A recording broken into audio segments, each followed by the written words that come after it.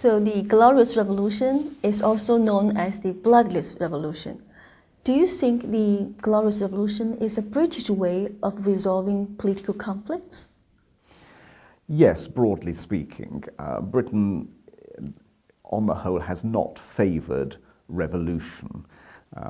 When you get to the end of the 18th century and the French Revolution is taking place, the British are very anxious that that should not happen in England, and that's one of the major reasons why the British aristocracy agrees to a reform of the political system, because they don't want revolution like in France.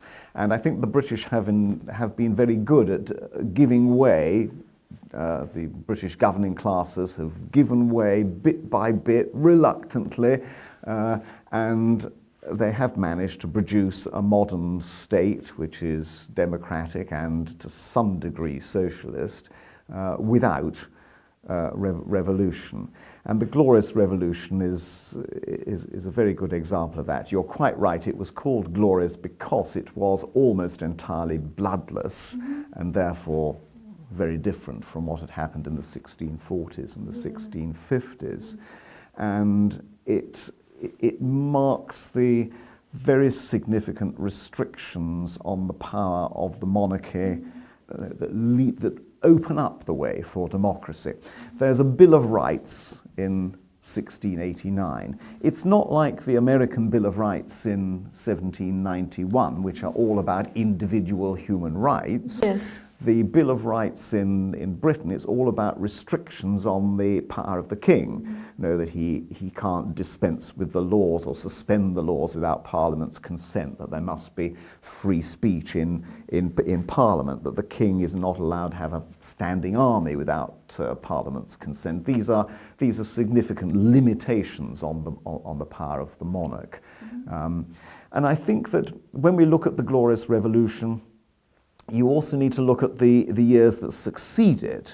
It's not just, one moment. Yes. There is a period in which political stability and the framework for political stability evolves in the 1690s and the early 18th century. Yes. These are years of terrible war, particularly against France. There's a French war in the 1690s, and then there's the War of the Spanish Succession, which goes on for years up till the Treaty of Utrecht. And during this period, therefore, there is a very big problem of where the money is going to come from for the army, yes. in particular for the navy, because the naval power is already a big issue. And I've already, in previous conversations with you, mentioned the Bank of England. Yes. The Bank of England is set up in 1694 to provide £1.2 million worth of revenue. But there's a very, very important condition which is that the money that the Bank of England raises shall not be disposed of by the king without Parliament's consent. Yes. So that is in itself a very important limitation on the monarch. Yes. And it also gives encouragement for investment and for enabling the Bank of England to borrow money and to create a vast national debt. Yes. By the end of Queen Anne's reign in 1714, there was already a £36 million debt, which the Bank of England was holding. And of course, there is a national debt has continued ever since. So this is very important because it both limits the power of the Crown and it also provides the ways of financing British power as it grows in the 18th century. Yes, exactly. Yes. And I'm very interested in you saying that British people don't like revolution. So does this have something to do with British temperament?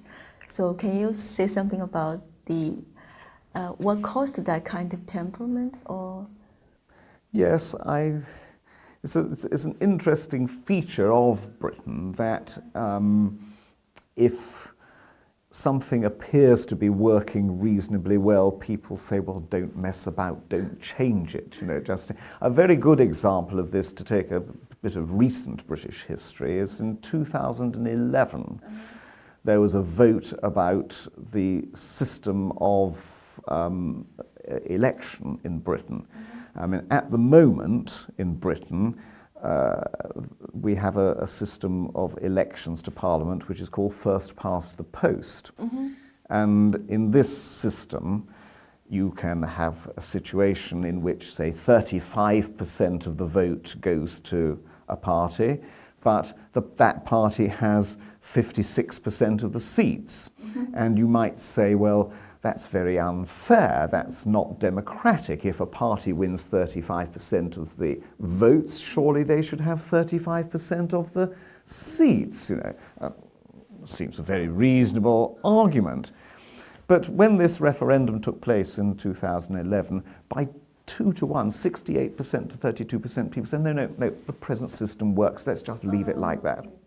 So I didn't vote that way. I was in favour of change, but I thought it was more democratic that 35% should have 35% of the seats. But I think that's a good example of if it's not broken, don't mend it. Yeah, that's part of the British people's character. British character. Yeah. At the same time, that doesn't mean that they're not also very argumentative.